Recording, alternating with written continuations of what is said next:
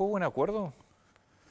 Te diría que fue un acuerdo, sí, salomónico, posible. Siempre el mejor acuerdo es el posible. Los acuerdos hipotéticos no existen. Se podría haber hecho otro camino para llegar a un resultado. Después, si era mejor o peor, incomprobable. Sí te diría que fue un poco largo. En una serie que le sobraron un par de capítulos y esos no fueron gratis porque bueno, en el trayecto, o sea, mientras había incertidumbre, la Argentina, bueno, perdía dólares, el tipo de cambio paralelo tenía tensión. Pero te diría que tiene la virtud de haber esquivado un obstáculo que había en el camino, un obstáculo importante, bueno, que si hubiéramos chocado con ese obstáculo, con ese caballo, poner en el medio de la ruta, las consecuencias, o sea, habrían sido realmente dramáticas, pero pasado el obstáculo, sigue la misma tormenta que teníamos Bueno, yo te antes, iba a ¿no? preguntar, está el acuerdo, es decir, estamos mejor hoy que la semana pasada, sin duda. ¿Qué hay que hacer ahora para que eso se traduzca realmente en perspectiva, en previsibilidad, en pensar que podemos tener una situación mejor en 2, 3 o 4 años? Sí, por eso. Está bien la pregunta. La economía de la semana que viene va a ser parecida a la de la semana anterior, pero habiendo esquivado un pozo. Ahora, la tormenta, la de la pandemia, Sí. más las condiciones anteriores, más la pandemia, nos sacaron de la ruta. Ahora evitamos volcar, si querés.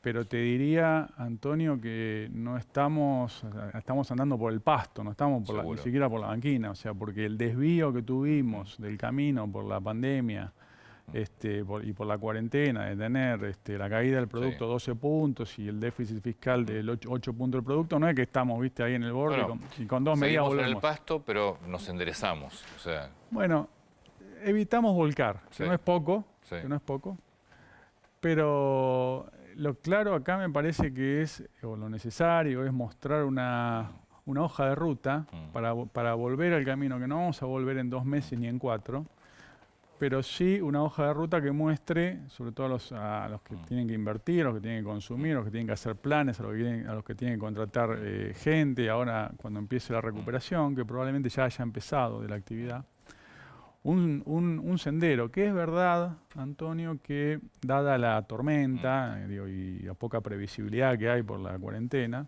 y que nadie sabe muy bien cuándo ni cómo termina, no se puede probablemente hacer una hoja de ruta que especifique a cada kilómetro lo que va a pasar. Y eso es verdad.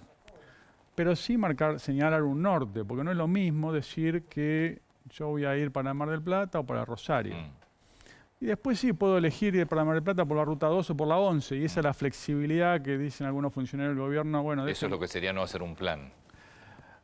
Claro, porque la incertidumbre es cierta, la flexibilidad es necesaria, pero no confundir la flexibilidad con vamos viendo. Porque vamos viendo, o sea, si todos los lunes vemos qué hacemos esa semana, bueno, el ahorrista, el inversor, el que tiene... ¿Y vos crees que cree que el gobierno sabe hacia dónde tiene que ir? Bueno, que no haya ese plan, que no se conozca por lo menos, puede deberse a una cosa grave, que no lo tengan, o una cosa más grave, que es que tengan más de uno. Pero no plan A y plan B alternativos, sino plan A y plan B no consistentes. Entonces, eso sería más, porque la Argentina, ¿qué es? La Argentina que hace 2 meses iba a Vicentín, o la de la semana pasada que acordó con BlackRock. Y entonces, dentro de 2 meses, ¿qué vamos a estar? Con Vicentín bis. Entonces no tenemos claro si estamos yendo a Rosario. Está bien, pero lo que vos me estás planteando ahí ni siquiera es un programa económico, son conceptos ideológicos. Bueno, es que la ideología obviamente define un programa económico. No, está bien, pero digo, es mucho más de fondo, porque vos tenés un gobierno donde hay posiciones ideológicas completamente enfrentadas. Bueno, es que también percibimos eso. O sea, del mismo gobierno sale un acuerdo con los acreedores y Vicentín. Entonces, una cosa es inconsistente con la otra, porque si expropias Vicentín, los bonos valen menos y el acuerdo te cuesta más caro. Entonces, y eso no pasó con 2 décadas de distancia, pasó con 2 meses. Entonces, esa ausencia de rumbo, de norte, quizás es más importante que el plan específico de la hoja de ruta. Sí, pues es un tema ideológico, o sea, es de concepto ya. Lo ideológico está bien, lo que pasa es que hay una indefinición, porque muchas veces cuando se escucha al gobierno que tiene que, digo, esto de tener una hoja de ruta no es nada más que una herramienta de gestión, sino que es un bien público, es lo que necesitamos todos para tomar nuestras decisiones, empresarios, ahorristas, consumidores. Cuando se trata de definir ese rumbo, más bien se escuchan eslóganes, ¿no? Digamos, más Estado es uno que se usa mucho.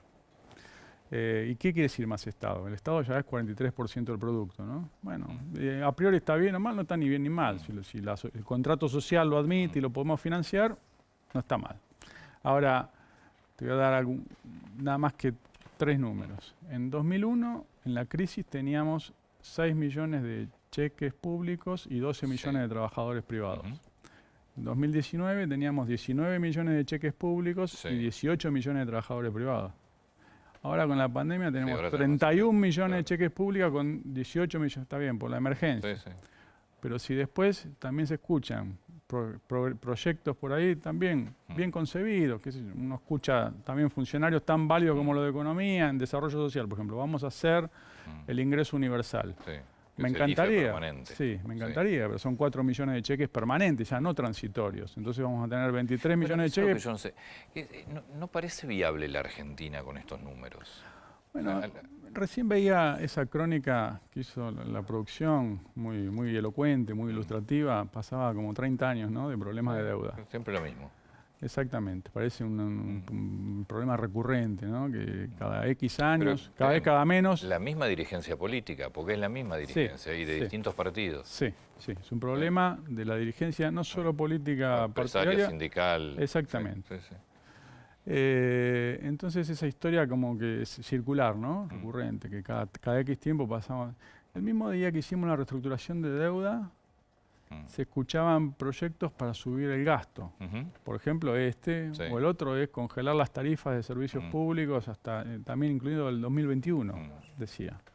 O sea, eso también es más gasto público, son subsidios. Entonces, yo pensaba, pero bueno, acabamos de reestructurar una deuda porque el mercado, porque el mundo no nos presta, porque no nos da crédito, porque no nos cree, volvimos a defaultear, porque volvimos a incumplir. Por nuestro pasado y porque tienen dudas sobre nuestro futuro, y lo primero que hacemos es, y cuando preguntamos cómo vamos a financiar el ingreso universal, no, después vemos. ¿Cómo después vemos? O sea, una cosa es la necesidad de flexibilidad, que es entendible, otro es el vamos viendo, porque ahí no tenemos claro ni hacia dónde vamos. Y te diría, Antonio, que hasta que eso no esté medianamente definido, todo el estrés financiero en el mercado va a seguir. Y en el mercado de cambio, que es el primer termómetro, ¿no?, que está, el oficial está censurado por el cepo, pero bueno, el marginal muestra. Pero de hecho el acuerdo, fíjate que ni te movilizó el Blue prácticamente un día, después volvió. Bueno, porque tenemos que definir a dónde vamos,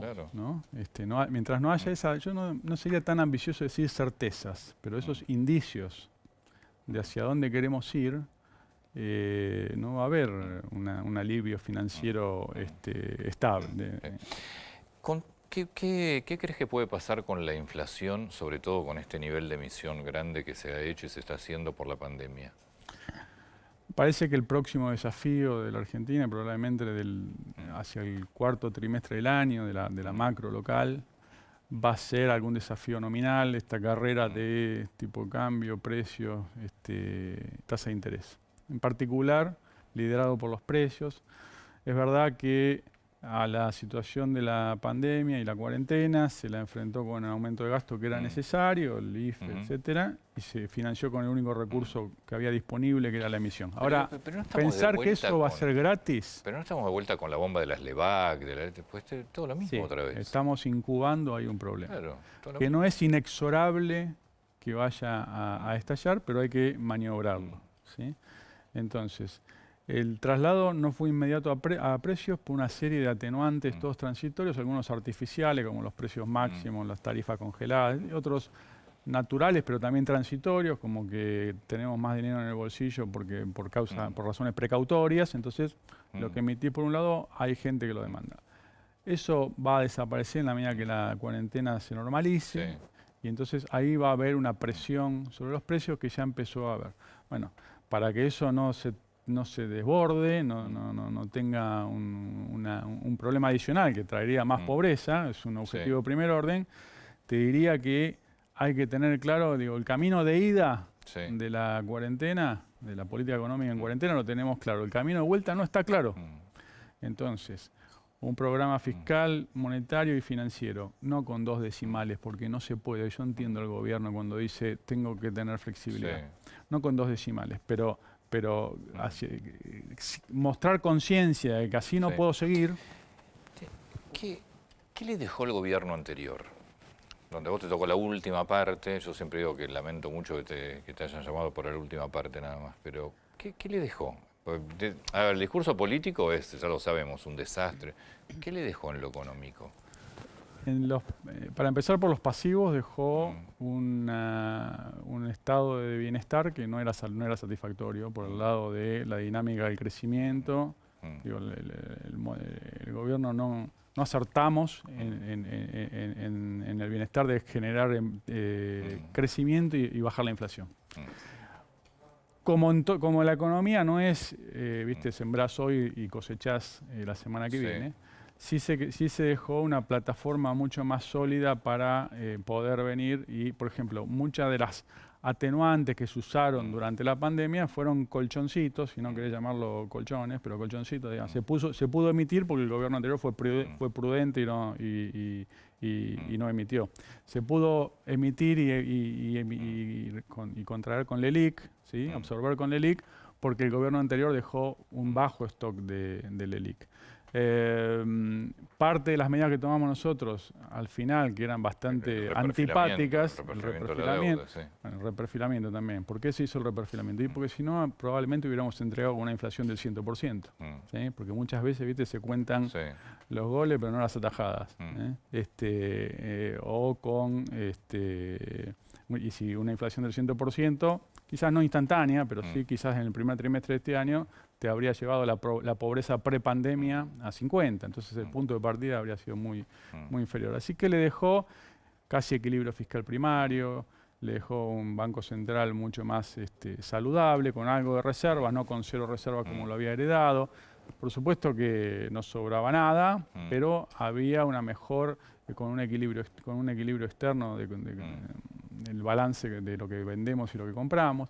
Con lo cual te diría, Antonio, que dejó una macroeconomía más sana, unos fundamentos macroeconómicos más sanos, sin traslado a bienestar, pero con una plataforma para apoyarse mejor.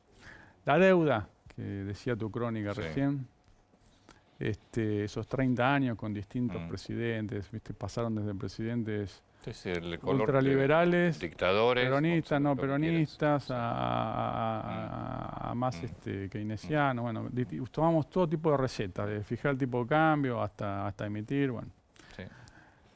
Una cosa no resolvimos en los 30 años, o en los 45. No, una cosa no resolvimos, que es el déficit fiscal. Mientras no resolvamos el déficit fiscal, vamos a tener deuda. O sea que yo contra eso digo, es la misma dirigencia política, la misma dirigencia sindical. Ves los mismos sindicalistas hace 30 años que ahora, misma dirigencia empresaria. Si todos los mismos, en las últimas 3 décadas, por ponerte una cifra, no pudieron resolver nada, sino todo lo contrario, pues la tendencia de la Argentina siempre es decreciente. ¿Por qué van a resolverlo ahora? Este es el otro tema. Bueno, es que lo mismo no. Hay alguna relación, aunque sea generacional, pero está bien. No importan las personas, importan los sistemas. Digamos, aprendamos de lo que nos pasa. ¿Sí? Los mismos o no los mismos. Ahora hay solemnes declaraciones que tienden a decir nunca más una deuda. Yo diría, nunca más déficit, porque nunca más una deuda es decir nunca más fiebre. Y para tener nunca más fiebre no tenés que intoxicarte más. Entonces, vayamos a las causas, ¿no?